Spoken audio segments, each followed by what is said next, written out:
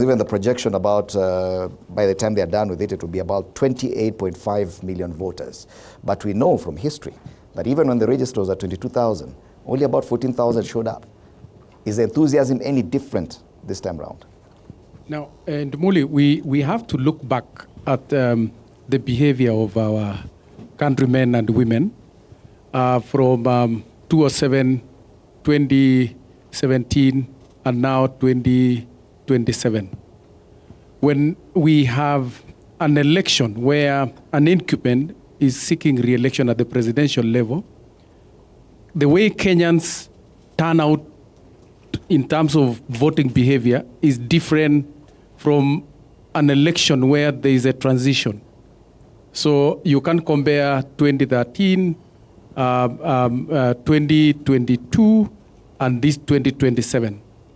Because the characteristics of our voter turnout is last minute.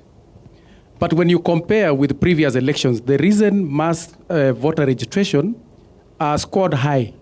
In 2022, we had some form of regret that even resources had been used, but the utility of that money did not give us a return in terms of the campaign for people to register as either newly registered voters or people who would want to change their stations of voting.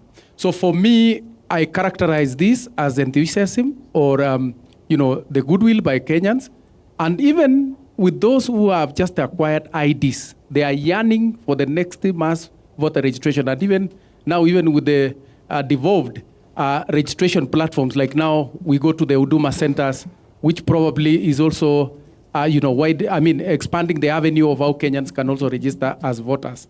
But I want to say that my brother Kevin Osido did mention about ideology.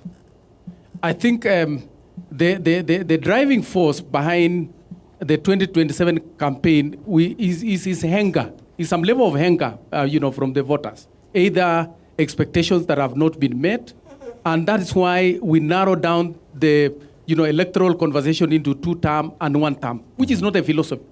Is not a characteristics of people wanting either programs or what. It's just anger, either to punish or to show the might to say that I can cast my voter and these are the consequences. All right. So for me, I think even with that, a demonstration of a behavior in itself is democratic by Kenyans. And even you can look at it from the level of tolerance among Kenyans with different or divergent opinions that they express either online or even through public debates that we see. All right. And yes, we'll come back to discuss exactly what will be driving, what narratives will we be looking